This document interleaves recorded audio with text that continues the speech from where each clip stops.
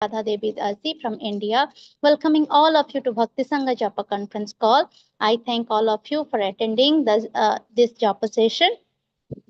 Please forgive me for interrupting your ecstatic chanting. Now, I would like to read the Sri Sri Siksastakam. Hare Krishna. चेतो दर्पणमार्जनं भवमहादावाग्निर्वापनं श्रेयः कैरवचन्द्रिकावितरणं विद्यावधूजीवनम् आनन्दाम्बुद्धिवर्धनं प्रतिपदां पुन्नामृतस्वादनम् सर्वात्मा स्नपनं परं विजयते श्रीकृष्ण संकीर्तनम नाम्नाकारि बहुधा निज सर्वशक्तिः तत्रार्पिता नियमिता स्मरणेन कालः एतादृशी तव कृपा भगवान् ममापि दुर्दैवं ईदृशं इह जानि नानुरागः तृणादपि सुनीचेन तरोरपि सहिष्णुना अमानेन मानदेन कीर्तनीया सदा हरिः न धनं न जनं न सुन्दरीं कवितां वा जगति सकामये मम जन्मनि जन्मनीश्वरे भवताद्भक्तिरहितुकी त्वयि ऐनन्दतनुज किङ्करं पतितं मां भीषमेवाम्बुधो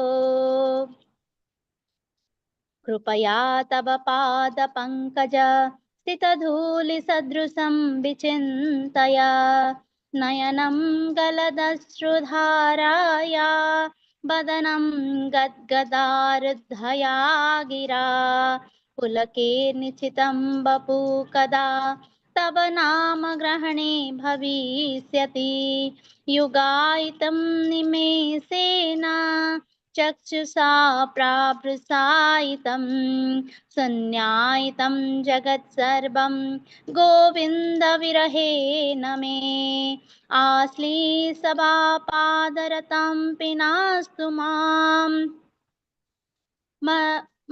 पिनास्तु मां मदर्शनं मर्महतां करोतु वा यथा तथा वा विदधातु लम्पटो मत्प्राणनाथस्तु स एव नापरः हरे Krishna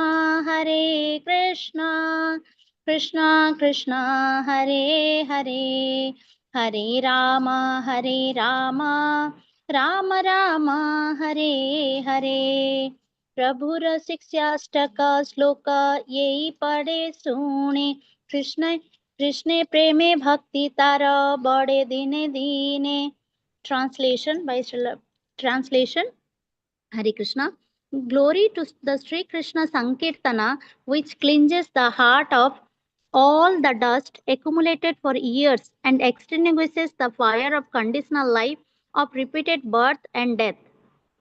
This Sankirtana movement is the prime benediction for humanity at large because it spreads the rays of benediction moon. It is the life of all transcendental knowledge. It increases the ocean of transcendental bliss and it enables us to fully taste the nectar for which we are always anxious.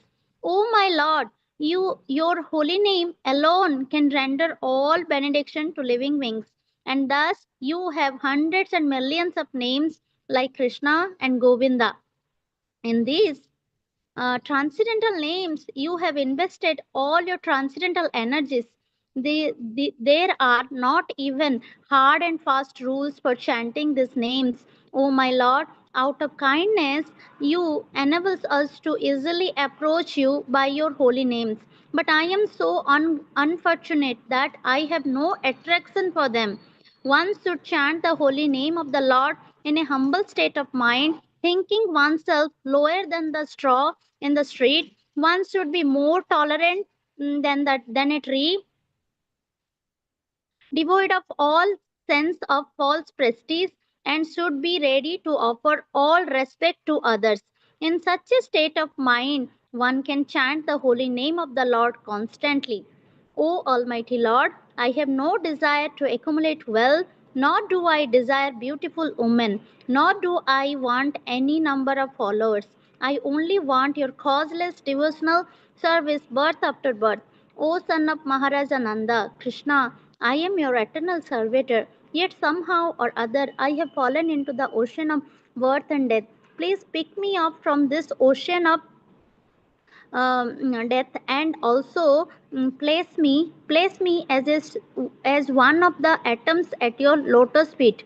Oh my Lord, when will my eyes be decorated with tears of loving flowing constantly when I chant your holy name? When will my voice choke up? And when will the hairs of my body stand on end at the recitation of your name?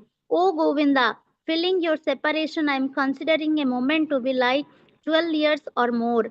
Tears are flowing from my eyes like torrents of rains, and I am feeling all vacant in the world in your absence. I know no one but Krishna as my Lord, and he shall remain so even if he handles me roughly by his embrace or makes me broken hearted by not being present before me.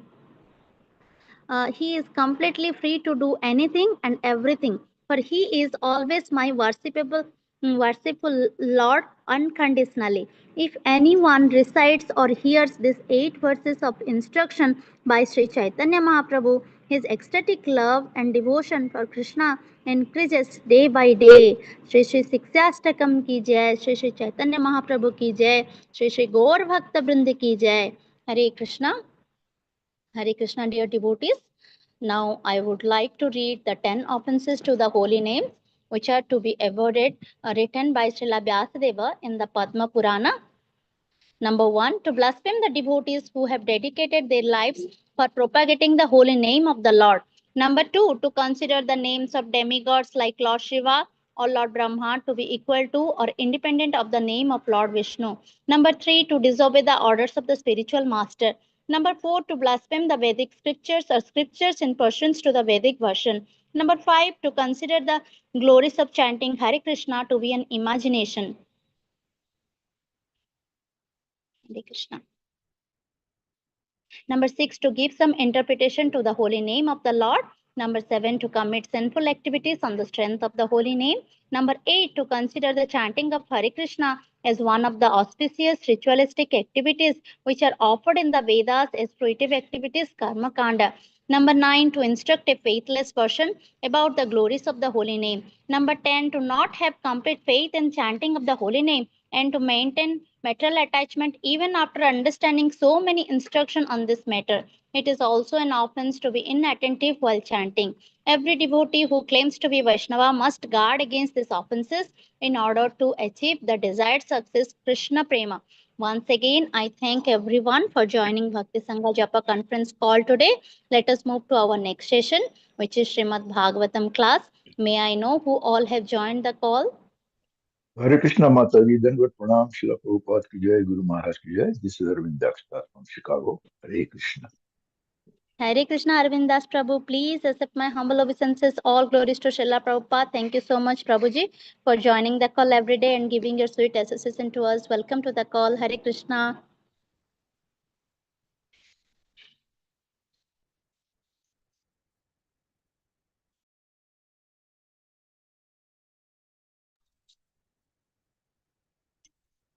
Hare Krishna, Sundrangi, Radha Mataji, all glories to Srila Prabhupada and Guru Maharaj.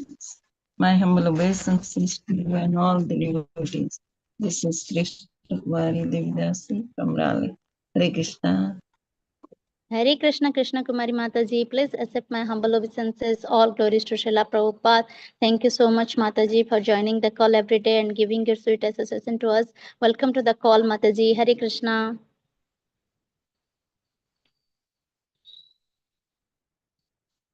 Hare Krishna, Sundarangi Radha Mataji, please accept my humble obeisances. All glories to Srila Prabhupada. This is Anita Ramya from Sharjah, UAE. Hare Krishna. Hare Krishna Anita Ramya Mataji, please accept my humble obeisances. All glories to Srila Prabhupada. All glories to your all wonderful services, Mataji. Welcome to the call. Thank you so much for your wonderful association. Hare Krishna. Hare Krishna, Sundarangi Radha Mataji, please accept my humble obeisances. All glories to Srila Prabhupada. This is Shama Gauri Devi Dasi from Charlotte. Hare Krishna Syama Gauri Mataji, please accept my humble obeisances. All glories to Srila Prabhupada. All glories to all your wonderful services, Mataji. Thank you so much for your wonderful association. Welcome to the call, Mataji. Hare Krishna.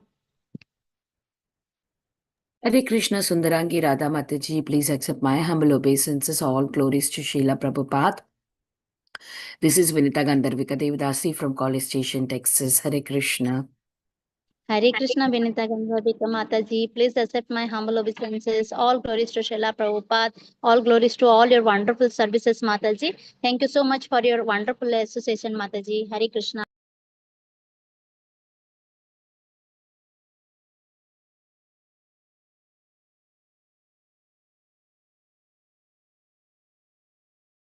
Hare Krishna. Is there anyone else who would like to introduce themselves?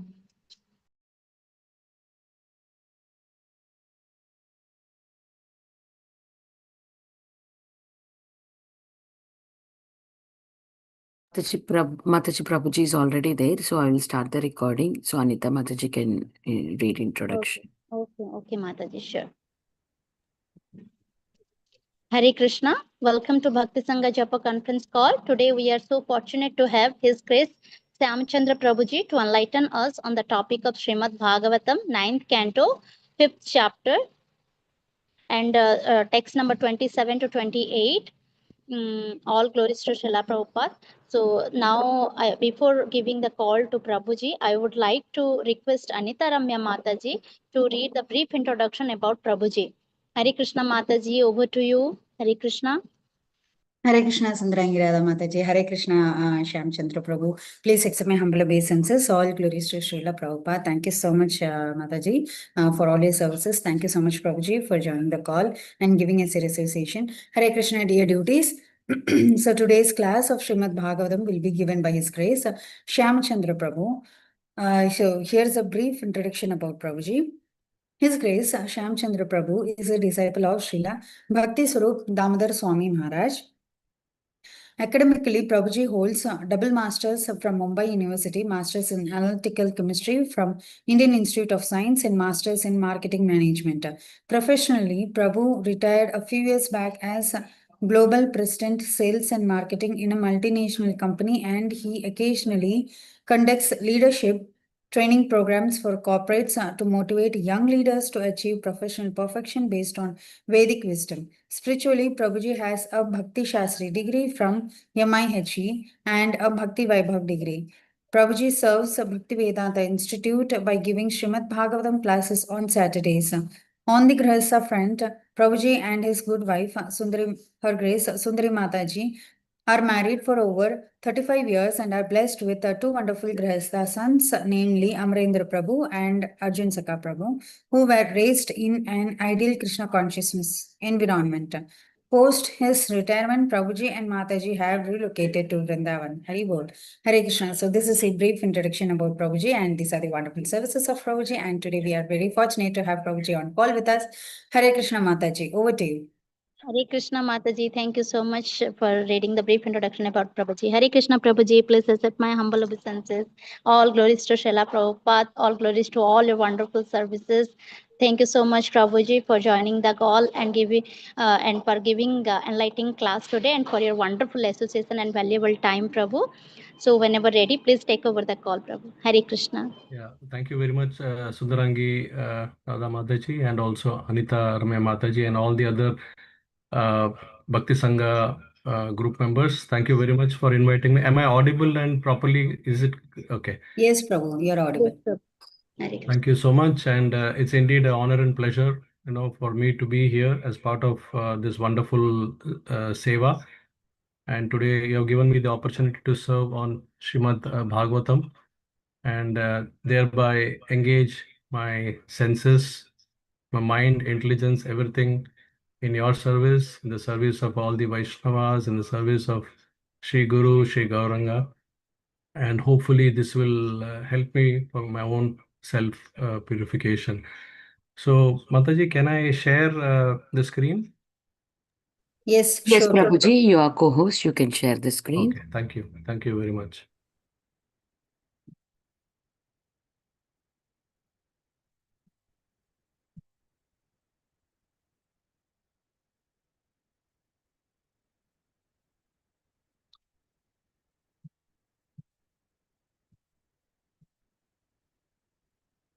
So is the screen visible?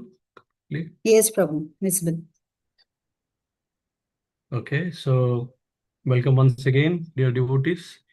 So today we are discussing on this very important passage of the holy narration of the Katha of Ambarish Maharaj and his qualities and how he exemplifies, as a very pure devotee, and what lessons we can learn from this, whatever ashram we are in, and how we can perfect our this golden opportunity that we have achieved in the human form of life. So this is all about the insatiable devotion of Maharaj Ambarish, and the verse is displayed on your screen. Okay, so I'll recite this verse. So today I'll be covering two verses as that has been given to me in 9.5.27 and 28. So verse number 27 is on the screen. इति एतत् पुण्यम् आख्यानम् अम्बरीषस्य भूपते संकीर्तयान् अनुद्यायन् भक्तो भगवतो भवेत्. Translation: anyone who chants this narration or even thinks of this narration about the activities of Maharaj Ambarish certainly becomes a pure devotee of the Lord. Wow, so good. So we are all immersed in this. So we all have a chance to become a pure devotee. I put the purport also on the screen. I'm skipping the synonyms, so I'll just read the purport. Srila Vishwanath Chakra Thakur herein gives a very good example. When one is very eager for more and more money, he is not satisfied even when he is a millionaire or a multimillionaire, but wants to earn more and more money by any means. The same mentality is present in a devotee. The devotee is never satisfied, thinking, this is the limit of my devotional service. The more he engages in the service of the Lord, the more service he wants to give. This is the position of a devotee. Maharaj Ambarish, in his family life, was certainly a pure devotee, complete in every respect, because his mind and all his senses were engaged in devotional service. Savai Mana Krishna Padaravendyor Vachamsi Vaikunta Gunanu Varnane.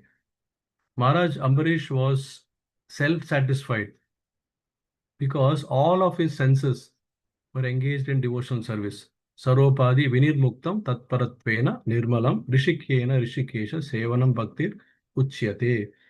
Nonetheless, although Maharaj Ambarish had engaged all his senses in devotional service, he left his home and went to the forest to concentrate his mind fully at the lotus feet of Krishna. Exactly as a mercantile man, even though complete in wealth, tries to earn more and more. This mentality of getting more and more engaged in devotional service puts one in the most exalted position. I'll repeat this. This mentality of getting more and more engaged in devotional service puts one in the most exalted position, whereas on the karma platform, the mercantile man who wants more and more money becomes increasingly bound and entangled. The devotee becomes increasingly liberated. We'll recite verse number 28 also. There is no purport in 28. So in fact, the chapter ends with verse 28, the chapter 5. So verse number 28 is on the screen. Ambarishasya charitam ye shrinvanti mahatmanah muktim prayanti te sarve bhaktya vishnoho prasadatah. By the grace of Lord, those who hear about the activities of Maharaj Ambarish, the great devotee, certainly become liberated and become devotees without delay.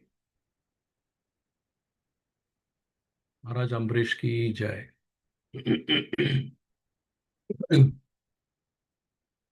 So before we go further, let me start with the invocation prayers. Om Jnanatimirandasya Jnananjana Shalakaya Chakshurunmilitam Yena Tasmai Shri Guruve Namaha. Shri Chaitanya Manobishtam Stapitam Yena Bhutale Swayam Rupa Gadamayam Dadati Swapadantikam Vandeham Shri Guruhu Shriyuta Padakamalam Shri Gurun Vaishnavamscha Shri Rupam Sagarjadam Sahagana Raghunathan Tam Tam Sajivam Sadvaitam Savadutam Parijana Saitam Krishna Chaitanya Devam Shri Radha Krishna Padam Sahagana Lalita Shri Vishakan Vitamscha Namo Vishnu Padaya Krishna Prasthaya Bhutale Srimate Bhakti Vedanta Swamin Idinamini Namaste Saraswate Deve Gauravani Pracharini Nirvishesha Shunyavadi Paschatya Deshatarini Jai Sri Krishna Chaitanya Prabhu Nityananda Shri Advaita Gadadhara Shri Vasadi Shri Gaura Bhakta Vrinda Hare Krishna Krishna Krishna Hare Hare Hare Rama Rama Rama Hare Hare Guruve Gaurachandraya Radhikaye Tadaliye Krishnaya Krishna Bhaktaya Tadbhaktaya Namo Namaha Mukam karoti vachalam pangum langayate girim yatkripatamaham bande Shri Gurum Dinatarinam Paramananda Madhavam Shri Krishna Chaitanya Ishwaram. Once again, Hare Krishna and good evening to all my devotee friends in India and good morning to those who have joined from the US. For me, it is morning 7:30 now in the East Coast of US and it's a real pleasure and honor to be amongst all of you in the mood of serving Srimad Bhagavatam and Shri Guru and Shri Gauranga and all the assembled Vaishnavas. So today we are discussing on this such an important verse as we come to the conclusion of this particular chapter of Maharaj Ambarish's Charitam, that we get a chance to, as Sukadeva Goswami says, that by merely immersing yourself in this holy narration, we get a chance to, get the same benefit of becoming a pure devotee in this lifetime. So what more can we ask for? And I can't thank Bhakti Sangha enough for giving me this opportunity, because in the process, I get a chance to recite this verse. I get a chance to share my thoughts based on what I've heard from the seniors. And then in this way, Bodhendas Parasparam, we are able to, really glorify the pure devotee by doing smarnam of his qualities. So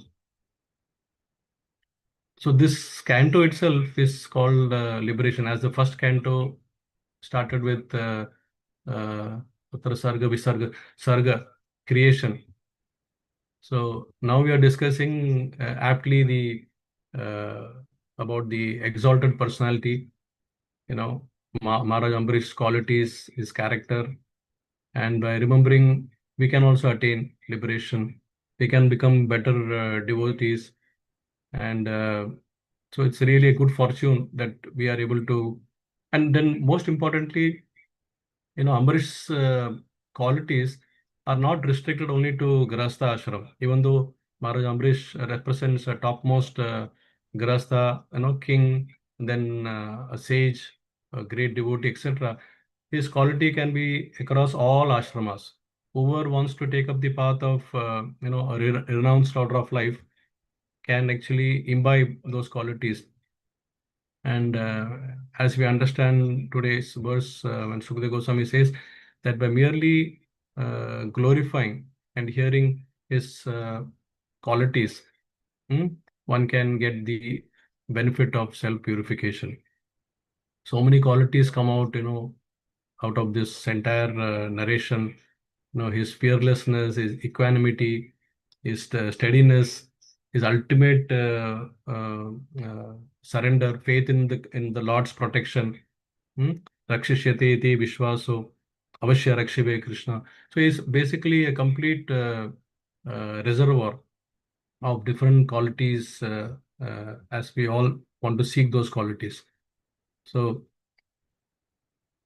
here we see there is something called as a devotee's paradox. Because in yesterday's verse, His Grace Sanatan Dharma Prabhu beautifully explained the verse where we understood that Ambarish Maharaj no longer desired to live with the material things, because he was completely self-satisfied. He was self-satisfied in all respects. He was Atmaram. So therefore, he retired from his family life. He divided his property amongst all his sons, who were also equally qualified. And then he took the order of Vanaprasth by going to the forest so that he can concentrate more or fully immerse his mind at the lotus feet of Lord Vasudeva. So he is displaying an insatiable desire to serve the Lord. So this is a classical case of a devotee's paradox, because on one hand, the devotee appears to be self-satisfied, but is craving for more and more, dil mange more. So this particular thing itself is a great example of how one's life, the life itself, one can attain liberation.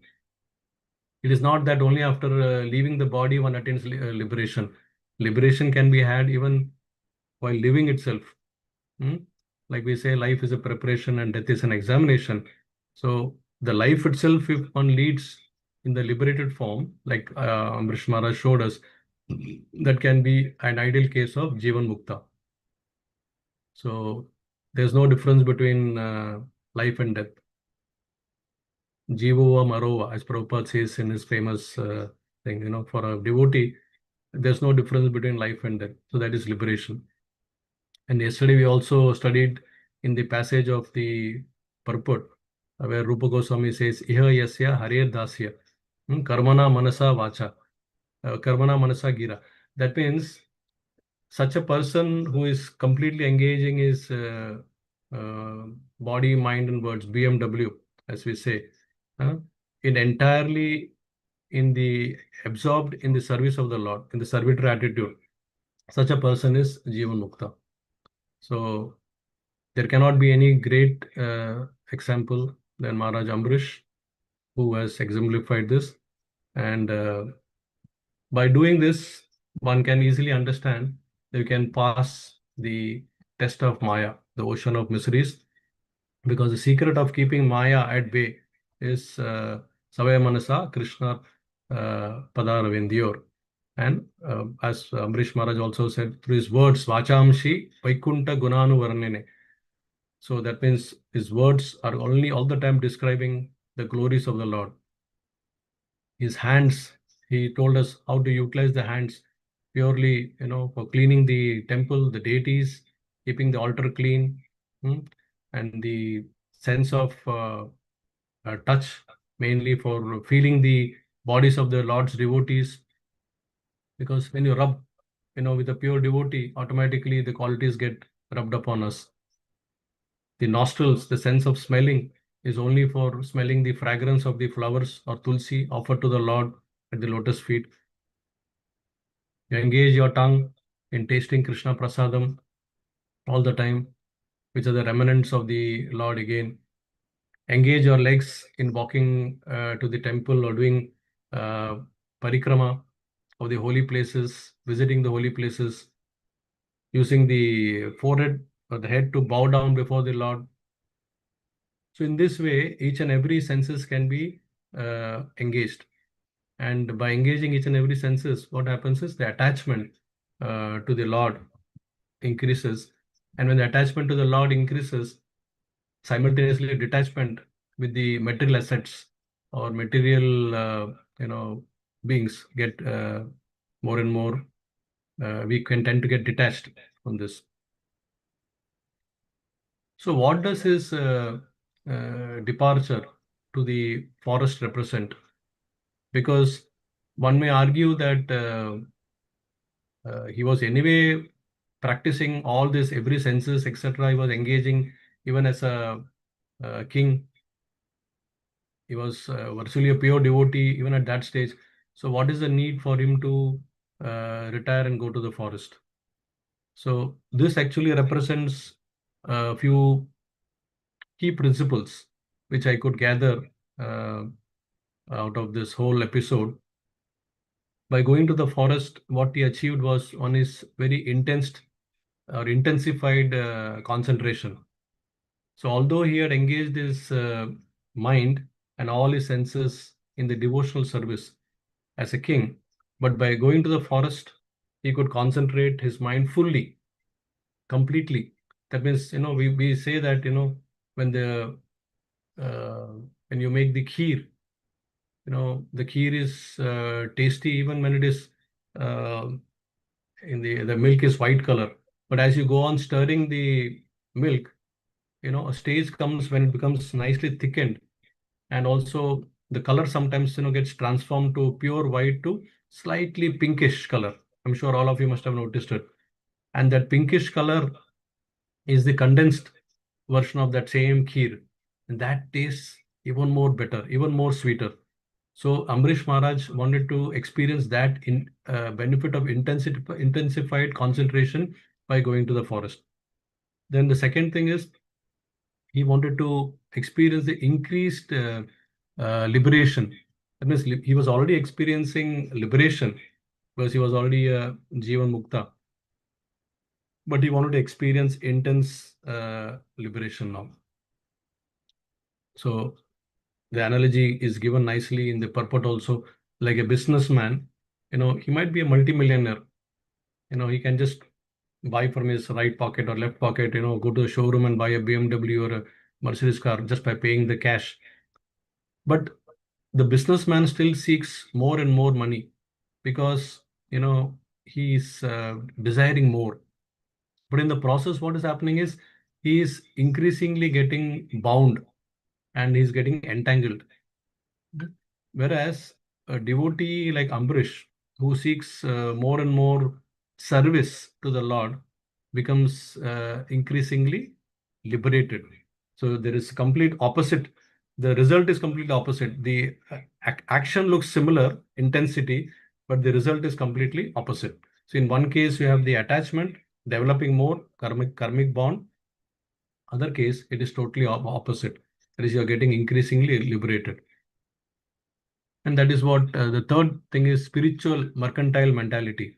That means the insatiable nature, like a businessman, who wants to get more and more, accumulate more and more wealth. He's never satisfied. So similarly, a devotee also thinks that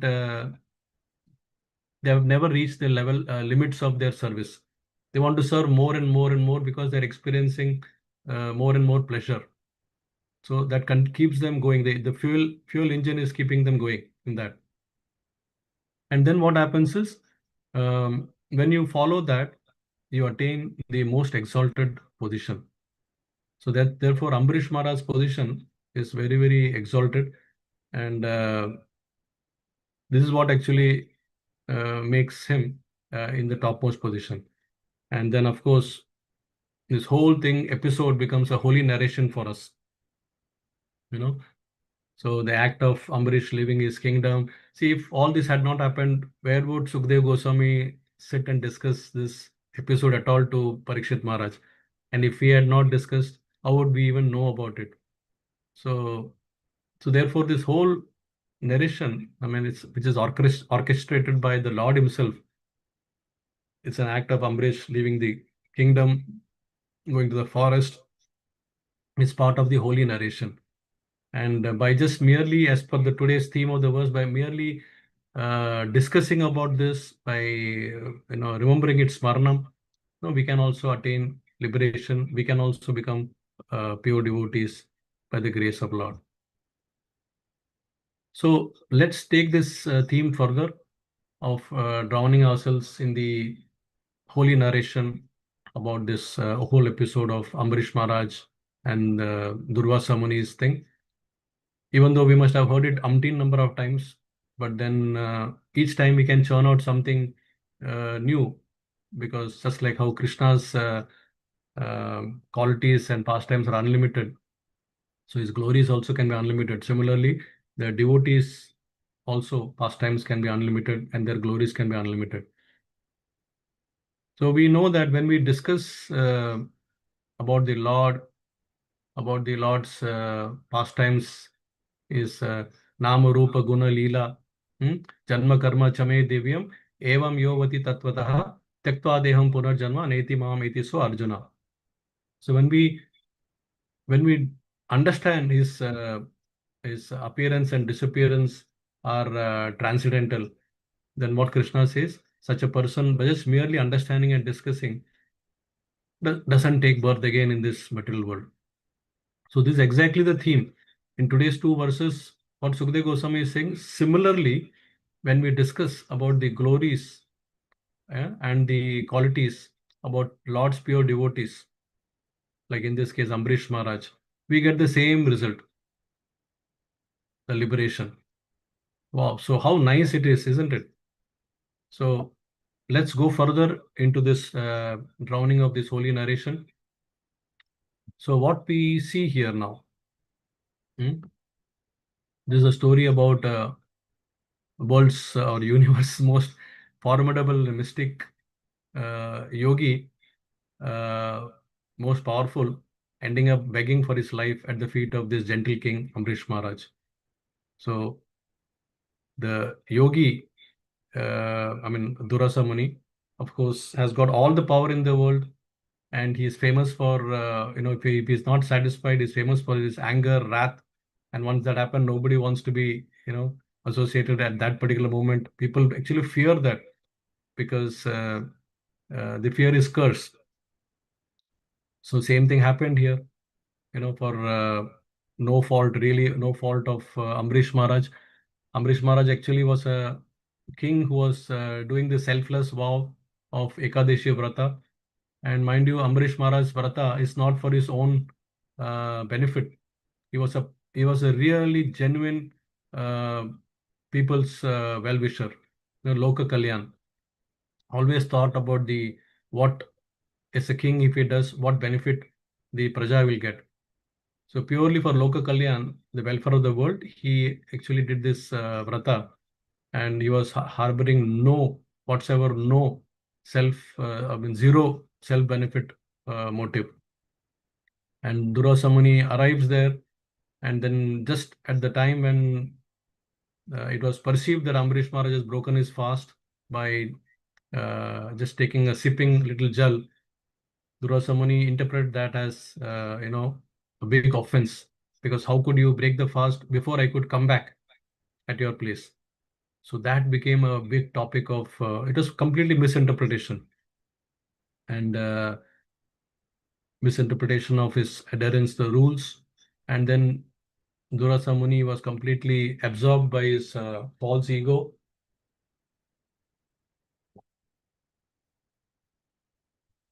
and then just pulled out a hair from his head, and then this hair manifested into a massive demon.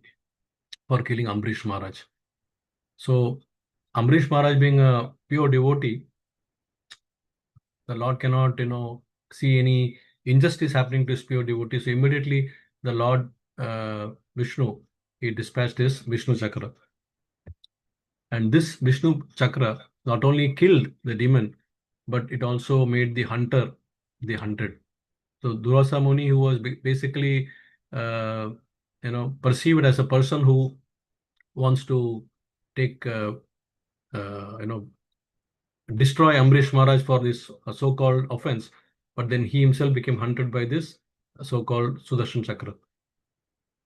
And then, as yesterday, Sanatana Dharma Prabhu so beautifully said, probably the word backfire, we use the word so frequently, backfire, it has originated from this particular episode, because this Sudarshan Chakra was, with full fire, like a chakra full of fire, was chasing him across all the three worlds.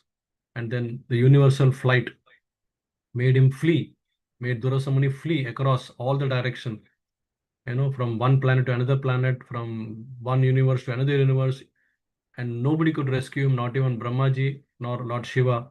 And until he went to Lord Vishnu, and Vishnu said, even I cannot rescue you because you offended my pure devotee. So you have to go back to him, fall at his feet, and ask for forgiveness. So this Sudarshan Chakra was chasing him until that time. So it is like almost teasing him, just coming close by, burning his back almost like heat, and then again, keeping a distance from him. So that way, Durvasa Muni was really completely in distorted way. And then the climax is he came and he surrendered at the lotus feet of Ambarish Maharaj. And what did Ambarish Maharaj do? He was actually shocked that how come such a great, because Ambarish Maharaj always saw him as the great personality. He never felt that he's my enemy. He always felt that he's a great sage, and then this sage is now falling at my feet. So it was a bit of embarrassment for Ambarish Maharaj. And, so what immediately, but he forgave him as a great leader would do. Yadyad acharati shreshtas tattad evataro janaha. Sayat pramatam kurte lokastad anuvartate. So he's being an ideal leader. He set a great example for his citizens, for his followers, for his people. Whatever action a great man does, a common man usually follows that.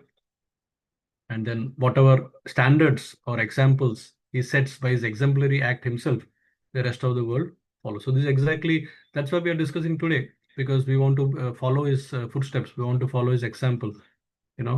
All the qualities that Ambarish Maharaj demonstrated, we want to have. So some of the most important qualities that Ambarish Maharaj could show us is the virtues of tolerance, absorbing all the initial life-threatening assault without any retaliation, then being very merciful and friendly. He never saw his aggressor as an enemy, but he saw him as an object of compassion. He was so peaceful, Ambarish Maharaj, maintaining an undisturbed internal state, complete composed person despite this universal chaos. He never had any enmity. He was harboring no revengeful desire for Durvasa Muni. And most importantly, Ambarish Maharaj used to abide by the scriptures. Was a completely, being a devotee, he was completely abiding like a Rajarishi. All these scriptural injunctions he was following, etc. So this qualities of Ambarish Maharaj clearly maps, Bhagavatam 3.25.21.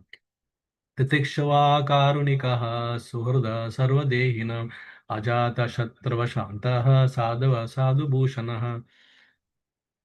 So sadhu, a real sadhu is always tolerant, which we have seen. He is merciful, he is friendly to all the living entities. Sarvadehinam is not only to human beings. Even when he sees any other species also, he'll be very friendly with them, merciful to them also. So, and he doesn't have any enemies. He's very peaceful. In fact, I remember Srila Prabhupada, after seeing my Guru Maharaj and after seeing his behavior, attitude, qualities, etc., made a very nice statement about him. He said, Sarup Damodar is such a nice person that he cannot have enemies at all. He'll have only friends. So whenever I read or memorize this particular verse, I'm able to connect to my Guru Maharaj's qualities also. So because I've interacted very closely with him, so and I've seen it personally, how he has demonstrated those qualities, So I try my best to at least imbibe some of those qualities and be good to people. So these are some of the things that Amrish Maharaj is already teaching us. And from Chaitanya Charitamrita, we come to know that a good Vaishnava should demonstrate not one or two qualities, but at least 26 prominent qualities. Because we are not going into the list of all these 26 qualities now, but we have seen from this entire Bhagavatam studies, so many great personalities have been discussed, like Prithu Maharaj, Prahlad Maharaj, Bali Maharaj, and now Ambarish Maharaj. So what is common across all these great personalities? It is that under some testing or trying circumstances or situations, they brought out some of these qualities which are mentioned, our topmost like Vaishnava qualities. Now, Ambarish Maharaj, when he's put in a difficult situation, and then some of his qualities are coming up, and then that gives, when we get a chance to glorify those qualities and remember those qualities, it's very, very special.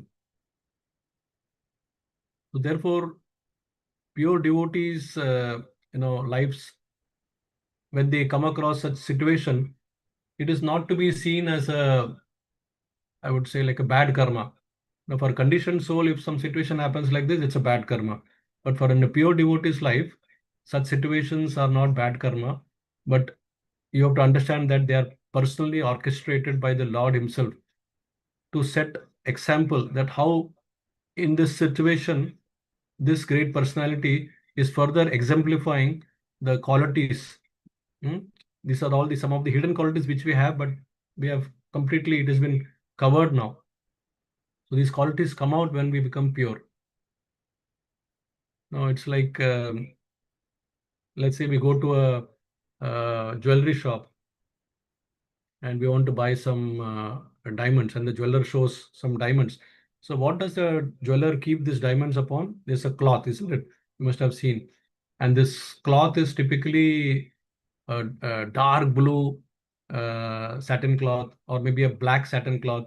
Why does he keep that? Because in that background, the diamond, the cuts of the diamonds and the overall the shapes of the diamonds, everything gets exemplified. And then we say, wow, what a good piece of diamond. If the same diamond is showed to us without that piece of cloth, or in a not in that kind of a contrast background, we may not be able to appreciate that much. Whereas a jeweler can appreciate that even without that cloth, because he's an expert.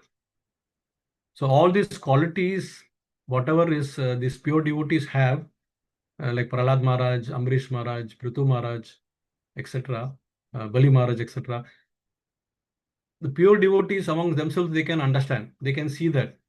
But a conditioned soul, like some of us, we will not be able to understand. So therefore, Krishna orchestrates this beautiful Leela with some contrast. Like Prahlad Maharaj needed a demonic father to exemplify his superb qualities. Prithu Maharaj needed a bad father like Vena Maharaj, who was so bad in ruling in all respects, didn't follow any of the scriptural injunctions. So when suddenly when Prithu Maharaj comes and he does totally opposite, that gets, it stands out. Similarly, our Bali Maharaj, needed Vamana Dev to really bring out those qualities of Atma Nivedan, complete surrender, total surrender.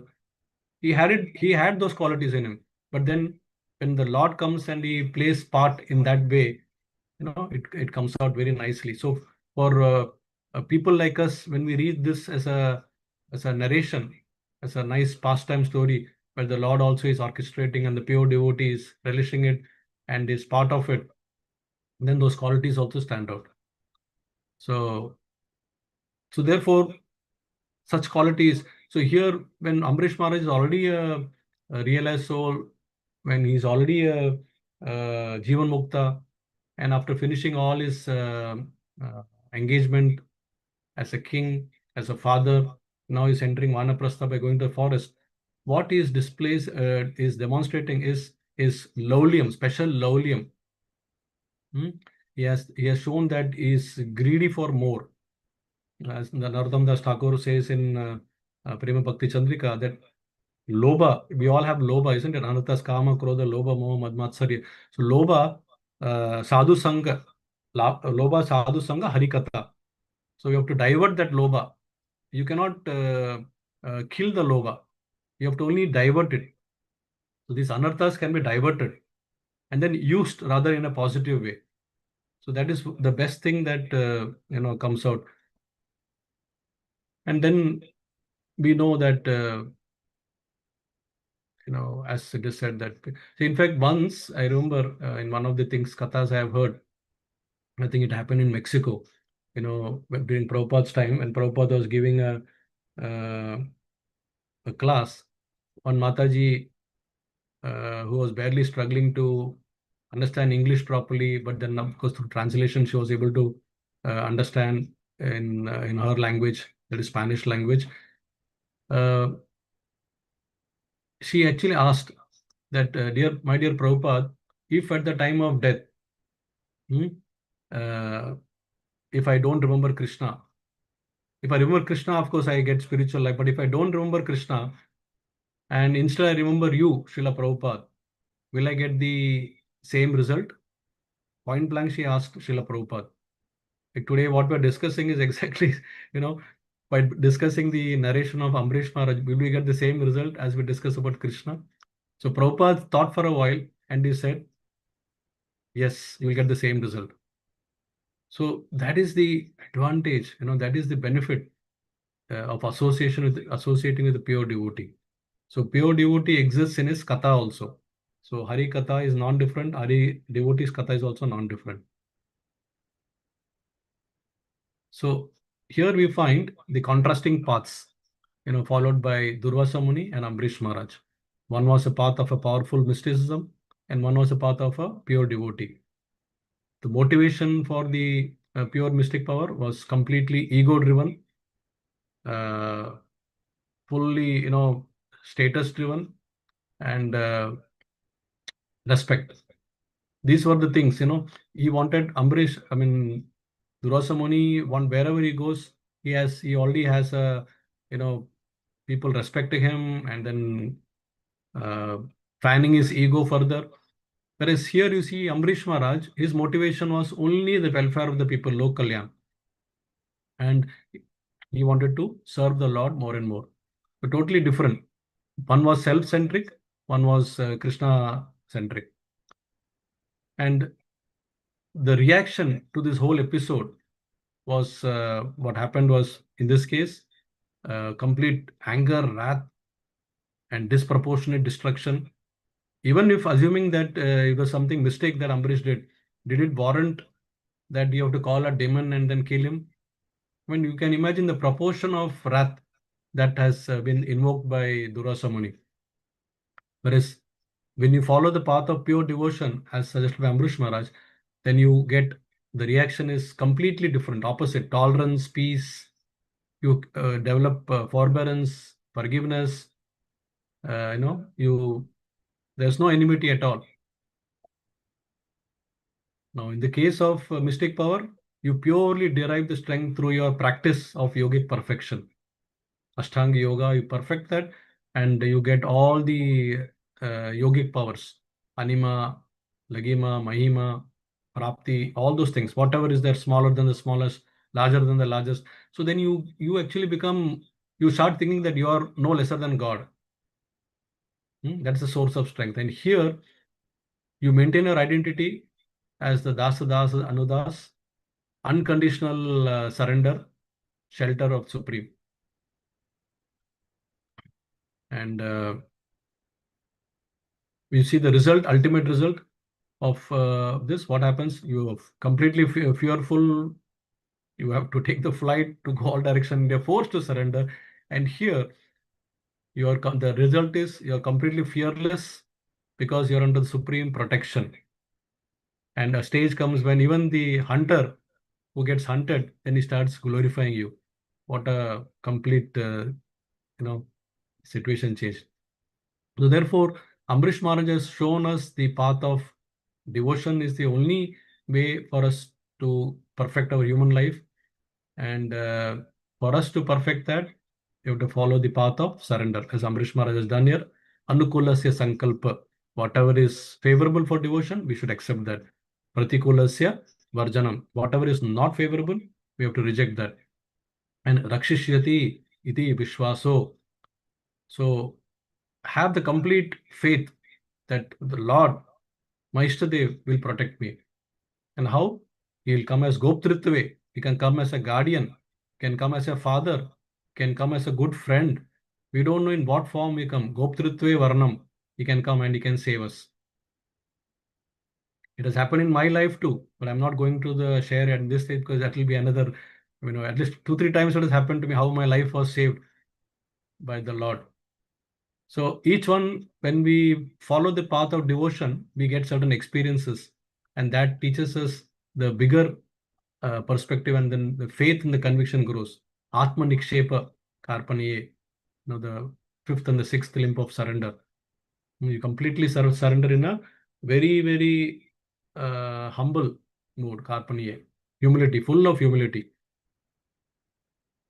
Humility is inversely proportional to ego. If you have ego, your humility will be 0. And if your ego is 0, your humility will be highest. So you have to practice that principle of what is proportional to what and what is inversely proportional to what. Sadvida Sharnagati. If you follow these 6 things that Ambarish Maharaj has shown, then certainly we are on the path of pure devotion. So what is the result? When we follow this path, then the Lord himself gets owned by such a person. The Lord is conquered by such a person. And then the Lord himself will come to protect us. Well, this is clear message that we are getting from this episode where the Lord releases Sudarshan Chakra. So on one hand, the Lord says in Bhagavad Gita, Samoham Sarvabhuteshu, Name Dvesha Sastina Priya. But then, so he says that I am equal to all. I am not partial to anyone. I do not envy. Name Dvesho, I do not envy anyone. But then he also says, Ye bhajanti tu mam bhaktya. The one who renders his loving service to me in devotion, Mai te teshu chapyaham. I am also his friend. I become somebody who is a friend to me in devotion, lovingly serves me in devotion. I become his close friend. So you see, a father may have multiple children. He's equal to all.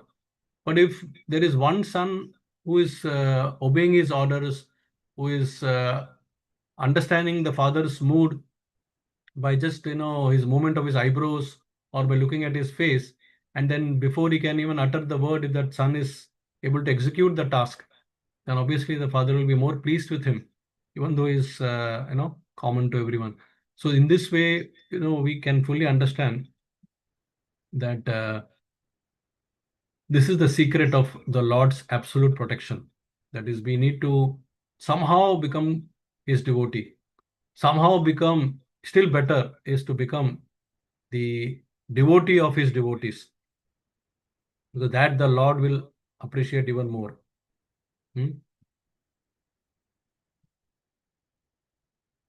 As you can see here, in Padma Puran it is said by Lord Shiva to Parvati, when Mother Parvati is asking, I'm confused. Some are worshipping you, some are worshipping the Devatas. So who is superior to whom? And some are worshipping Vishnu. So the clear verdict by Lord Shiva is given in Padma Puran. Aradhanam sarvesham Vishnu aradhanam param tasmat paratram devi tadiyenam samarchanam. So you can see the different levels of devotion. the worship of demigods is the lowest of all that, because Krishna says in Bhagavad Gita that that is not an intelligent proposition, because it gives you the benedictions, but it's all temporary. And so the topmost above that is the worship of Lord Vishnu, as per Lord Shiva himself. Aradnam Sarvesham Vishnu Aradnam Param, Supreme Personal Godhead. But still better, he says, is the worship of a Vaishnava or a pure devotee. Tasmat Paratram Devi Tadyanam Samarchanam. So this is the secret. So the zenith of spiritual worship is to somehow become the devotee of the servant of the servant of the servant of the servant of the servant of the Lord. So you can have the big list and become the devotee of that lowest servant. The Lord will still notice. It is said that when we go to take darshan in a temple, normally we are eager to push everyone and then go right in the front, and we think, we had a very nice darshan. That is the lowest thought one can have in the mind. The highest thought is you can stay behind, thinking that there are more advanced devotees ahead of me, let them take darshan. For such a person, the Lord himself gives darshan. He'll be seeing, where is my devotee? And the real devotee will be standing right at the back side, not in the front side. Unless, of course, we have some seva where we have to do something, then it's fine. Otherwise, we have to just take his mercy, his grace. The best position is to be at the back. So the Lord himself is further endorsing what we are discussing now, the greatness of his devotees. In the 11th canto is mentioned, Mad Bhakta Puja Vyadika. Means the worship of my devotees is even superior to my own worship. So, in fact, Ambarish Maharaj, this entire thing reminds us of the verse in 11th canto, where I think I put it on the screen. Yeah. Archayatvu tu govindam tadiyanarchayetu yah nasa bhagavato neya kevalam dhambika smritaha. So here you can see it is mentioned that one who performs the worship of Lord Govinda but who fails to worship his devotees is to be understood as not a devotee of the Lord, but simply a victim of false pride. It's very clearly it's mentioned here, and so we need to really and in fact in another verse also it is mentioned that the Lord says just as how a food is needed for sustenance of all the life, the life of all the creatures, similarly the Lord is ultimate shelter for the distress. Similarly, like how for a person who is leaving his body, his wealth, real wealth is how he has practiced dharma, not what he has accumulated, but how he has practiced dharma. But Lord says, similarly, he says, my devotees are the only refuge for a person who is very fearful of falling in a miserable condition of life. So when we are in miserable condition of our life, which we all are, nobody can say that we are not in a miserable condition. Automatically, we have to be drawn towards, we have to find a pure devotee, and take rescue of the pure devotee. Lord will appreciate that more than even directly going to the Lord. This we have already covered. So, as we said earlier, that the main quality of now that it's coming out of Ambarish Maharaj, we have seen so many qualities, but the main quality that is now coming out since he's going to the forest is the laulyam, his greed, spiritual greed, his hunger, his thirst is really, insatiable. So we'll take two examples of such laulyam, one from Srimad Bhagavatam and one from Chaitanya Charitamrita, so that our understanding of Ambarish Maharaj's laulyam gets pakka. So the first thing that we can see here on the screen is the insatiable greed of the gopis to serve the Lord. This cannot be compared with anything in this or anything in the spiritual world. Leave alone spiritual world, nothing. I mean, living alone the material world. Even in the spiritual world, it cannot be compared. The greed of the gopis to serve the Lord. Because there's a constant competition that is going on between the Lord's beauty and the gopis' desire to serve the Lord. It is like ever expanding. In fact, in Chaitanya Charitamrita, it is explained that if the material lust is compared to the iron, the gopis' desire to serve the Lord can be compared with pure gold. That is the nature of this insatiable lowlium that the gopis have. Krishna Darshana Lalasa. In fact, in the 31st and the 32nd chapter of the 10th canto, in fact, 31st was the Gopi Geet. After the Rasa Lila is completed in chapter 30, then suddenly the Lord decides to go away from the vision of these gopis. Till that time, the Lord was mingling with each and every gopi. Every gopi felt that the Lord is with me only. So Lord was actually expanding himself to several gopis. We know that, the Rasa Lila story. And then suddenly the Lord by his own sweet will decides to disappear. That's when the gopis decide to chant the Gopi Geet. Jayati tedikam janmana vraja sharatya indriya shashwadatrahi Daitadrishyatam Dikshutavakas Tvaidritasavas Tvam Vichintaye. The gopi said, "O Lord, because of your birth in the land of Vraja, the goddess of fortune, Indira, is also present and she's always residing here. And now that you have suddenly disappeared, we are searching for you everywhere. So please manifest yourself again before us." And that is when this, so this is 31 chapter. In 32nd chapter, the Lord, the first verse is coming up there. You can see Sri Shukuvasha. Iti gopya pragayantyah pralanpatyan pralapantas chitrada rurudha suswaram rajan Krishna darshana lalasa. Krishna darshana lalasa. So this is the time when the reunion is happening. So Krishna once again manifests before them, and they were disturbed by the separation, and the greed actually increased multi-folds. And then he completely comes and he consoles them and expresses his deep feeling of ecstasy before them. So they showed their various ways for him to manifest. Like they were able to see him in the form of, in the silken yellow cloth garments and with the beautiful flower garlands. And some of them were so much in ecstasy that they grasped his hand. The moment seeing him, they grasped his hand.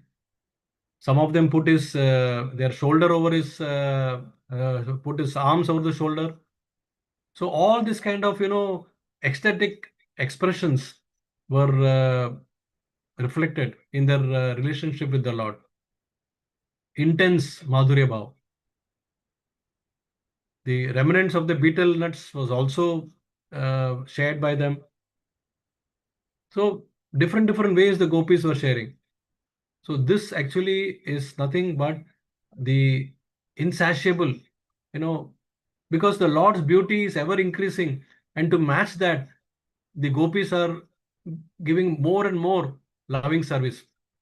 Now the Lord himself feels that, oh, they are serving so much, maybe I'm not qualified for that. So he enhances his beauty further.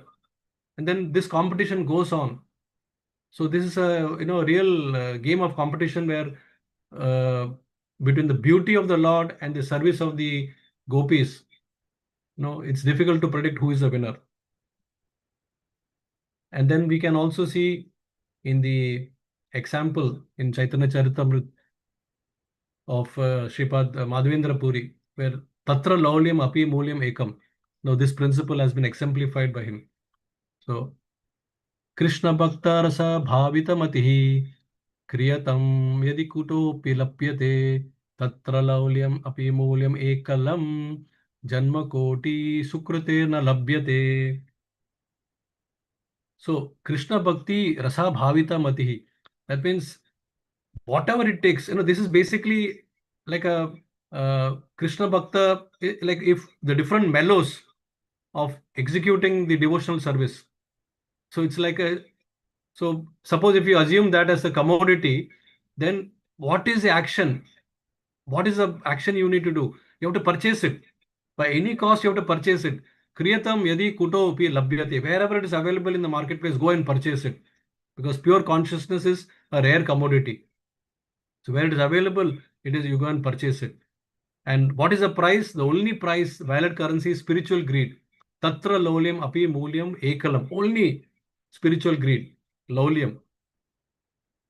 And janma koti sukritir nalabhete. That means even it cannot be purchased by even millions of births of pious deeds in the past.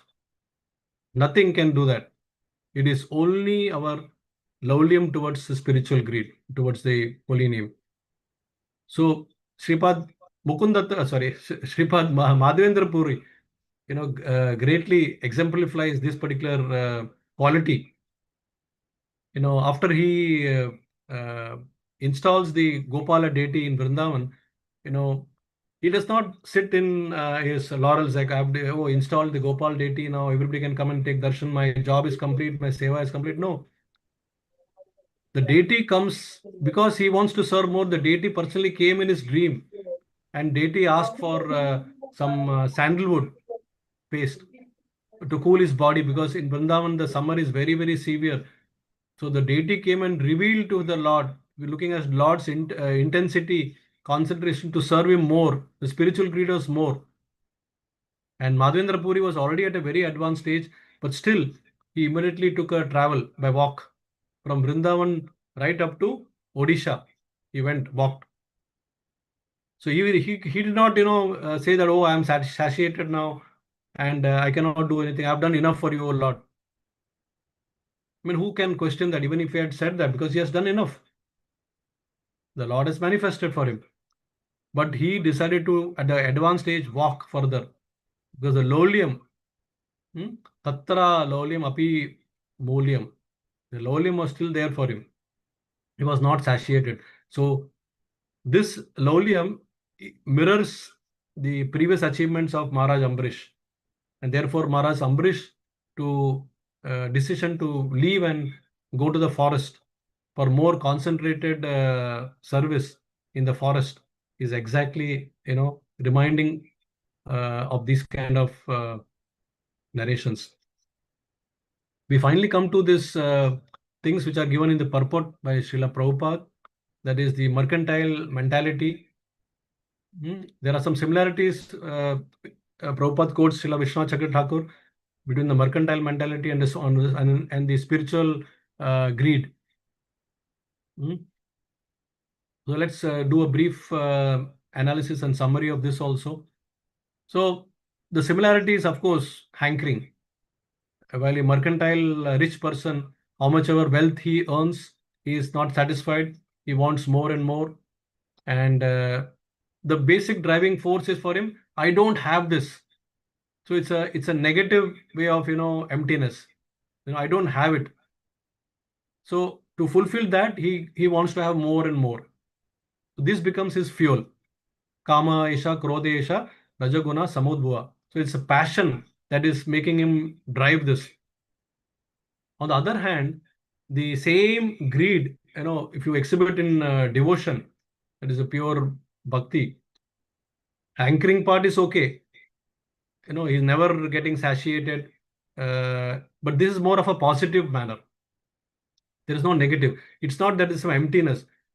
Here, the positivity is that the more you engage in the service of the Lord, the more service the Lord is also giving you.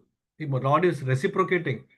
And then when the Lord is giving you and inspiring you to serve more, as we saw in the case of Sri Madhavendra Puri, Lord came in the dream and inspired him to go and get sandalwood paste for him.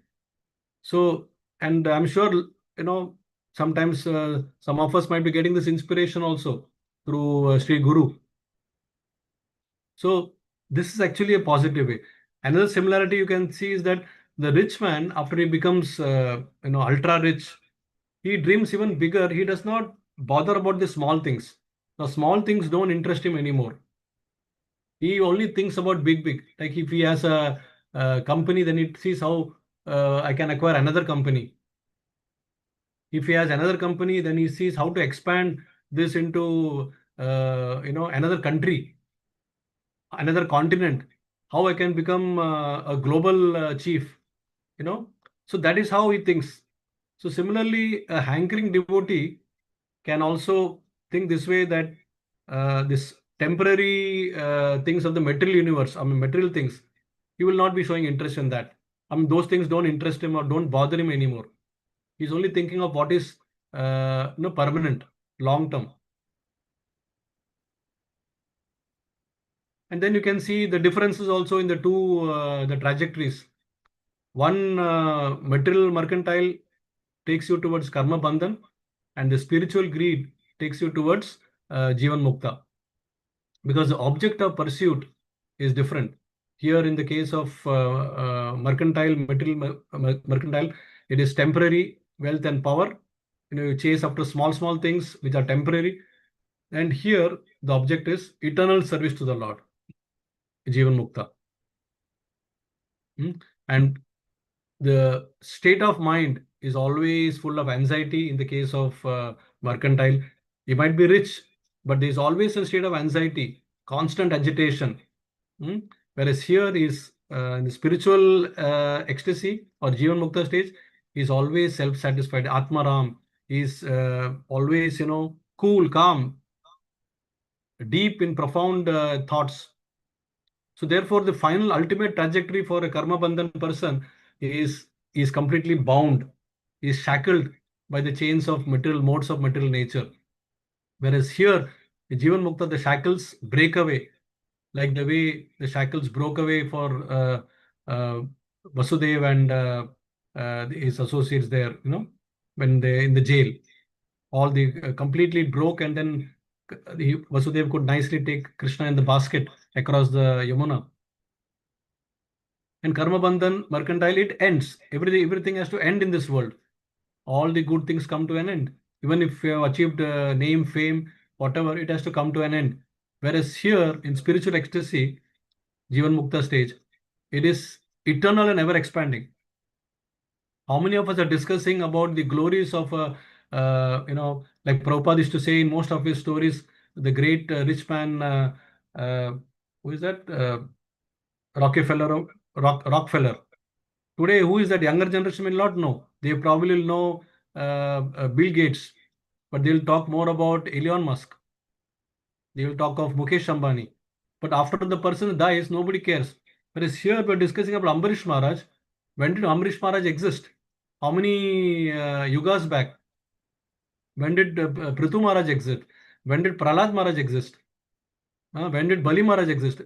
We are having, we celebrate Onam festival to celebrate the arrival, the descent of Bali Maharaj in Kerala. So is eternal, ever expanding. That is the greatness of the Jivan Mukta stage.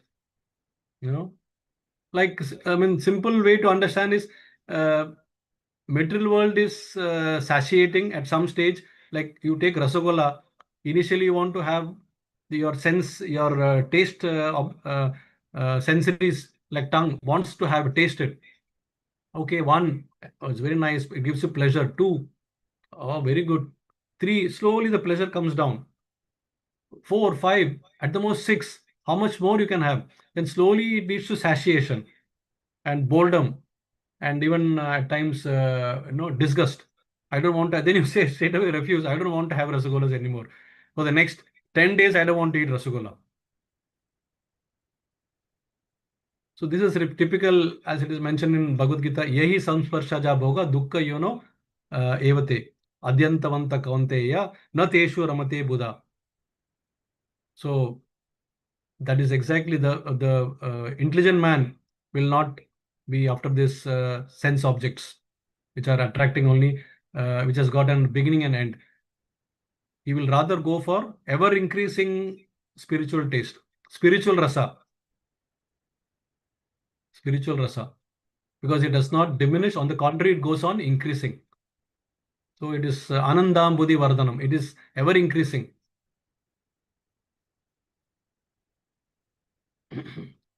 So in that way we can understand. And then of course, Ambarish Maharaj showed us the actual process, how this has to be done. He has clearly shown that by surrendering all your senses, Rishik, all the senses, Sarvopadi Vinirmuktam, that means you are free from all the false designations.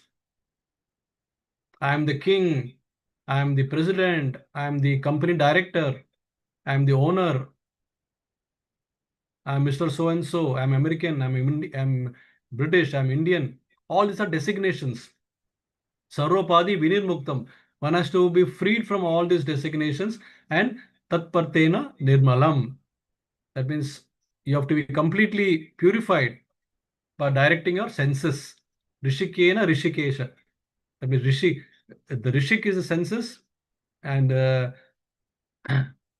Rishikena, using the Rishikena, we serve the Rishik. That is the Krishna. Rishikena, the master of senses. And that kind of service is Uchyate, because we are engaging all our senses to please the controller of the senses himself. That is what the process as outlined by Ambarish Maharaj in his entire Charitam. As you can see, he engaged his mind, fixing on the lotus feet, words describing the qualities of the Lord, hands cleaning the Lord's temples, ears hearing the Lord's pastimes, and eyes seeing the beauty of the Lord. In this way, by doing that, he became a Mahatma. Mahatmanastu mam partha daivim prakritim ashrita. He was completely absorbed in the Lord's lotus feet. So dear devotees, before we come to the end, I just want to wrap up by giving this 4 takeaways of today's session. The first one we understand from this insatiable ambition of devotion of Ambarish Maharaj, lesson you can say, is that we should adopt the spiritual mercantile mindset. We should just act like a multimillionaire who is never satisfied and is constantly seeking more money. So in the same way, we should never think that we have reached the limit of our devotional service because we are serving somebody who is infinite. So serving the infinite can never be finite. So we have to guard ourselves against spiritual complacency. We cannot think that just by chanting our 16 rounds daily, we are finishing our spiritual obligations. No, that may not be enough. Of course, depends upon time, place, circumstances, no doubt. But as yesterday also Prabhuji highlighted, the real ecstasy of the spiritual taste starts after the 16th round. So like that, the spiritual mercantile mindset has to be set. Then we have to always look for, like a mercantile seeks for growth, for new markets, new investments, etc., new opportunities. Similarly, we as practitioners, modern day practitioners, following the footsteps of Srila Prabhupada and the Acharyas, we should always look for new ways to serve. We should not think that, oh, I don't know to sing properly, so I cannot. It's not about singing or demonstrating the glorious nightingale voice. No, it is about the intensity of expressing your mind at the lotus feet of the Lord. So we can experience that. Similarly, cooking service. Somebody can, can also try his hand on cooking, because cooking is the direct seva for the Lord. Book distribution, no? So like that, we have to seek growth in expanding our potential. In fact, Srila Rupa Goswami mentions in his Padyavali verse 30. Let me see whether I have put it up somewhere here. No, it is not there. But I will just try to explain the meaning of that. He says that just like how a miser continuously collects and counts, and all the time remembers his money, because it goes on counting like a lala, can see that. The same way we should continuously collect, count and remember the holy name. That's our real strength. Okay, and then we have to transform this greed from the status, our status from the, we should not be greedy of our status, but we have to be greedy for the service of the Lord. Because if you're greedy for the status, then it can be a shackle. You will achieve that. You will achieve name, fame, everything. Because the Lord is merciful. Whatever we ask for, the Lord will give. But that will be karma bandhan. So we have to shift. Our objective should be shifted. We have to progress from that and go towards more of, the greed should be towards the service of the Lord, the service of the devotees of the Lord. And that way we can intentionally try to develop the progression by stepping up our commitment towards seva. So we can engage every sense, or each of every sense in our senses, etc., in the service of the Lord. Then the third thing we can see is, engaging every sense. That is all Rishikena Rishikesha Sevanam. So we have to be mindful of our duty. We have to try to emulate the practices of all the devotees. Try to sanctify our daily activities by using our vacha in a proper way and all other faculties of senses, so that no part remains unutilized. You rise to the complete potential to serve to the Lord. We can the fourth one, as you can see, we can prioritize the Shravanam and Kirtanam. So by daily immersing ourselves, it's a fast-paced life. We are all busy in whatever activities we are doing, but we need to continue that. There is no recommendation that we have to go and sit in the forest to do. Stay put, but you focus on Samsiddhir Haritoshanam. Whatever we do, it is for the pleasure of the Lord.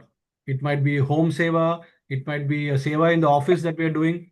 Externally, it might look like we are doing some mundane material activities, but internally, our consciousness should be that we are serving the Lord. And by regularly associating ourselves with the pure devotees and hearing the stories of such great personalities, this insatiation or insatiable attitude of the great devotees should rub upon us. And that is making us, even better devotees, better version of ourselves. So just in summary, it is for modern practitioners like us, it is not about abandoning all the modern responsibilities that we carry, but it's about engaging, transforming, our dovetailing our senses thoroughly to the ambition of serving of the Lord, as it may mirror to the businessman's ambition to profits. So I end here. Thank you very much, dear devotees, for giving me your valuable association and time. And in case if there are any questions or clarifications, etc., I would be open for that. Thank you so much. Hare Krishna.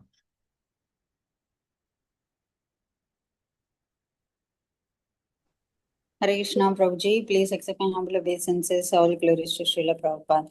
Thank you so much, Prabhuji, for such a wonderful session, and very beautifully you compared about how a materialist think and how the spiritualist think, and very beautifully quoted all the shlokas also, saying about how we have to save to the Lord. The Hrishikesh says, Sevanam Bhakti Ruchite. So yes, we have to. So that is what the perfect example is, Ambarish Maharaj. So thank you so much, Prabhuji, for a very nice session. And we have hand raised here, Ramachandra Prabhu. Please go ahead. Hare Krishna, Prabhuji. Hare Krishna. Hare Krishna. See, this session was very beautiful and very nice. Only thing is, I just want to know where we can hear more of the stories, because now since I have already joined the group for Bhagavad Gita, it's really very thrilling, and I'm just looking ahead to the next week. No, every time when I hear this, like this, no, I would like to have more of these stories recorded or whatever is live. See, in your conversation also, you have mentioned that yesterday I heard this, yesterday I heard with this. So I will be very glad if I can hear those recorded or live, or you can connect me to Sure. some platform Sure. where I'll be able to hear this. Yeah. Thank you, sir. Thank you. Yeah. Thank you. Thanks. I mean, I appreciate your deep quest to more about the Lord's pastimes and his devotees' pastimes. I mean, that is the way to go. As practitioners, we should never be satiated. We should try to acquire more and more, nectar in all our available time. We should create time actually for this. Time is never available, because the most common excuse we find for somebody who doesn't attend any program is, oh, I was busy here, I was busy there, and I would rather keep it after my all the busy engagements are over. That never happens. Trust me, it never happens. And the life just goes in a fraction of space, and 20, 30, 40 years will just pass by, and then we will regret, oh, why I didn't do this 20, 30 years back. So these are all, we have all experienced that. So the earlier we start at a younger age, that is better. So Prabhu, to answer your question, Srimad Bhagavatam is the answer. Srimad Bhagavatam is full of stories. Whatever, when you go on reading Bhagavatam, it will take you deep and deep and deep more into the nectarian. It's like, it's a rasamalium. It is a real, juice, nectar that is coming out, and it will automatically make you wanting for more and more. And so this Bhakti Sangha group, which you have joined today, they have it daily at the same time. So you have the link also. So maybe you can daily at India time 4:50 p.m. Bhakti Sangha is conducting. It's a global this that they're conducting. There are devotees from US, Middle East, India, and all those places who are regularly conducting. And then I'll also connect you to some other places also where you can join if you have more inclination and time, and you can get fully absorbed in this kind of devotee association. Ultimately, it's association that matters, because like-minded people, when we associate, then we learn what is the secret of their happiness, what they have gained in so many years, which I could not do. I have got everything else, money, fame, name, but something is missing. That missing is because your soul, I mean, we are souls, Atma, we have not fulfilled the desire of the Atma. That's why we want more and more. And before we finish our responsibilities in this lifetime, we have to try to at least, we have to put an endeavor to get that.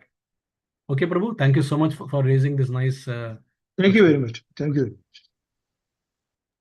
Hare Krishna. Thank you so much, Prabhu. We have Lalitangi Radha Mataji. Please go ahead. Yes, Mataji, go ahead. Hare Krishna, Prabhuji. Dandavad pranams. Dandavad. Thank you so much for the very beautiful class, the way you narrated the pastime and lessons from each and every aspect and personalities and beautiful slides, takeaway points. They were all amazing, Prabhuji. Thank you so much. And also you mentioned, so my question is if you can share your experience of how the Lord saved you few times. So it'd be nice to hear that. Thank you. Well, okay. There is one recording of ISKCON, Hare Krishna today. I mean, Hare Krishna, Life of a Devotee. I mean, this was recorded. It was given by this thing, my life, how I became a devotee. I think it was 2015 or 16. So yeah, we have seen that, Prabhuji, in a car accident, right? Yeah, the car accident, and of course there were a few more things after that also, because life is such that it throws up so many challenges that one recording is not enough. Every day we'll find some challenges, and then we feel, oh God, good gracious me, the God has saved me today. So like that, I think realization comes to each one of us in the life journey, and that's why daily before going to bed we have to offer our gratitude to the Lord that today He has been kind to me and He has kept me, at His lotus feet just for some reason, and we have to try to explore that and get more closer to Him. Yeah, thank you, Prabhuji. Would you share some points about that accident? And I mean, many in this group may not know that. Okay. It will take some time, Mataji. Do we have sufficient time for that? Yeah, Prabhu, you can say about for 5 to 6 minutes. Is that okay? Okay. So now let me think which accident should I, because I've had a couple of accidents. Okay, so I'll talk about the accident which happened in 2008, not the one that happened in 99. 99 was an eye-opener, which made me more serious devotee, and I took shelter after that of His Holiness Bhakti Swarup Dhammaswami Maharaj, my Guru Maharaj. But 2008 accident was also something, I would say, a real eye-opener, where there was a hand of Lord Narsingha Dev in my life. So it was after my business visit to USA. I'd come for a business visit to USA, and after finishing my engagements, I went back to India. And usually the first day after going back to India after a long trip, especially of USA, I take a day off just to recoup and get over the jet lag. But that day I had some pressing work in the office, so I had to go. I was working for Thermo Fisher Scientific, American company. And after I went to office, I told my wife, I will not carry lunch with me because I'll come home in the afternoon for lunch. Just I'll go for half a day and come back. But just when it was nearing lunchtime, I got a phone call from a major pharma company, Glenmark Pharmaceuticals. And the secretary of the MD of the company called me, and he said that the MD wants to meet you and it's very urgent, and we want to finalize the big deal that we were discussing for a few months now, and he wants to finalize. So then I had the audacity to ask him, can it be postponed to the next day, because I had certain other commitments also. So he said the MD would not be available, he's traveling tonight, so better that you come today. So I braved my jet lag and everything, and I started leaving from my office in from Powai. His office is in Powai, and as I was driving, I reached New Bombay, Vashi. Some of you are familiar with Bombay, Vashi Bridge. As I was climbing Vashi Bridge, I dozed off. I completely dozed off without my knowledge, and the car automatically started changing the lane, which I'm not aware. And now I'm coming down slope the bridge, I'm not aware. And then as I'm coming down slope, there is a big pit, and where the construction activities are going on. And this pit is about roughly, I would say, 100 feet deep. It has been dug for some construction work, and my car is going towards that. So just before the pit, there are some pickets, and suddenly my car goes and dashes against these pickets. Cut, cut, cut, cut, cut, cut. The sound is coming, and then next thing what I'm realizing is in my car there is a small altar. My Guru Maharaj, Srila Prabhupada, Radha Rasbihari, and Narsingha Dev. This Narsingha Dev jumps out of the altar and hits my chest. So because of that, I suddenly wake up. And when I wake up, I'm just 1 foot before the pit. Okay. And I immediately apply the brake. If I had not applied the brake, I would have fallen into the pit. And the rest would have been Haribol, Govinda, history. So I applied the brake. And then I was wondering what is going on. Car was damaged from the side, little bit. And then, I just sat for a while and washed my face because I could not control my sleep. It was really terrible jet lag.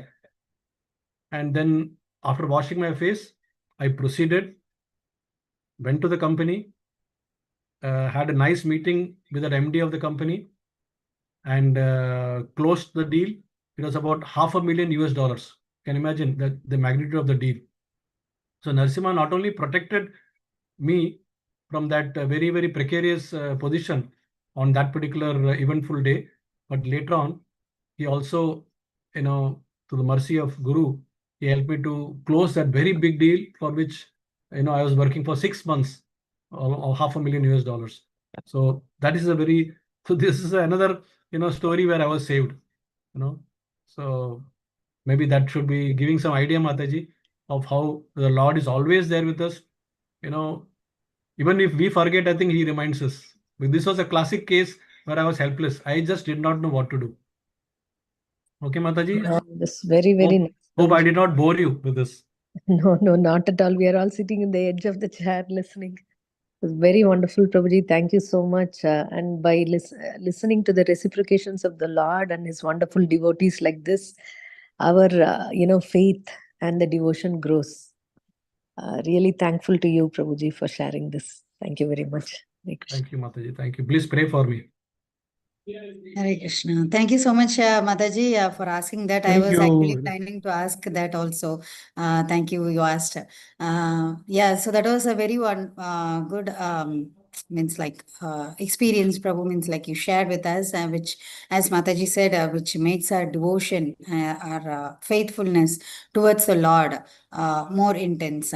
So all these incidents will make us understand how the Lord is there to protect us. And when we have faith in Him, He is there ready to protect us. So, Yes, Mataji. and also we have this verse, right? At the end of our life, if I don't remember the Lord, then what will happen? So, Yeah. but the Lord is there. So that also we can understand from this instant. So, thank you so much, Prabhuji, for sharing that. We have hand raised from Preeti Vilasini Mataji. Please go ahead. Hare Krishna, Prabhu. Thank you so much. What a beautiful Mataji, come on the video. I'm not. Hare Krishna. No, I'm in a very bad state to appear, but still, Okay. I will come. I will come. Though I'm Thank you. not so presentable. Haribol. Hare Krishna. Thank you, Mataji. Thank you so much. Thank you so much Hare for Krishna, the Mataji. very wonderful class and Ambarish Maharaja's story. This section of Bhagavatam is actually my favorite, besides, of course, Krishna Leela. But you summarized it so beautifully with fantastic lessons to learn from. And so many values you taught us. And I really loved the PowerPoint presentation. You take so much effort for every class. And I feel so grateful. Please share these with us. And I would really love to listen to this class again and again. So grateful, Prabhu. Your classes are filled with realizations. That's what I love. Very systematically presented. Nothing, Mataji. The nectar is in your heart. That's why you're just turning and bringing it out and sharing it with us. I am just, nothing in front of you. Oh, no, Prabhu. Thank you so much for being there for Bhakti Sangha. It means so much to all of us. Hare Krishna. Thank you, Mataji, for giving this opportunity. Hare Krishna. Hare Krishna. Hare Krishna. Thank you, Mataji. We have hand raised from Shyama Gauri Mataji. Please go ahead. Hare Krishna, Prabhuji. Please Hare accept Krishna, my humble Mataji. obeisances. All good session. Dandavat pranam, Mataji. Wonderful, wonderful presentation, Prabhuji. I like the slides you made. It's very, very amazing. And you put up all the story of Ambarish Maharaja, lesson by lesson, what we can learn from this. And it was really beautiful. And the incident you share, it was really shocking, Prabhuji. I cannot even imagine. Whenever I sit on the driver's seat, I always feel sleepy, and it's very bad. Yeah. Very bad. I can imagine how Lord Nrsimha they have protected you is very nice, Prabhuji, because I mean, you the are moral of the such story advanced. is when we are having jet lag, we should not drive the car. Yes, That's a very Prabhuji. simple Yeah. lesson I got. Whatever it may be, even if it is financial loss, monetary loss, it's okay. You know, we should never take this risk of when the mistake which I committed, I got that realization also that is should not, especially for a family man having two small children at that time. I mean, it would be devastation for the family also. Yes, Prabhuji. Yeah. Thank you so much, Prabhuji, for sharing, and thank you so much for your time and association, Prabhuji. Please come again, Prabhuji. Thank you. Thank you, Mataji, for inviting me so kindly. So, if there are no further questions, can we end the call, Mataji? Yeah. Yes, Hare Prabhuji. Krishna. So, Thank you thank so you much, all, dear Mataji. Vaishnavas and Vaishnavis, for joining and giving me the nice, loving association. Karantara Srimad Bhagavatam ki Ki Jai, jai. jai. Thank you so much, Bhakta Prabhuji. Sangha Association ki jai. Let's pay our obeisances to Prabhupada ki Prabhuji. Buddhi jai. Yasya Vancha kripa sindhubhyo Jai. chabaditanam pavanebhyo Vaishnavebhyo namo namaha. Ananta Koti Vaishnava Vaishnava Vrinda Vrinda ki ki Jai. Srila His Grace Prabhupada ki Shyama jai. Chandra Jai. His Prabhu Grace ki Shyam jai. Chandra Prabhuji Prabhuji Tagore ki Ki jai. jai. Hare Krishna. Hare Krishna. Thank you so much, Nityananda. Thank you, Prabhuji, for Prabhuji, your for wonderful beautiful class. Hare association and wonderful Krishna. session. Hare Hare Krishna. Krishna. Hari Bol. Hari Hare bol, Hari Krishna. bol. Hare Krishna. Hare Krishna, dear devotees. We'll close the call for today. We'll meet again for tomorrow for the Srimad Dandavat Bhagavatam. Pranam Hare Prabhuji. Krishna. Hare Krishna.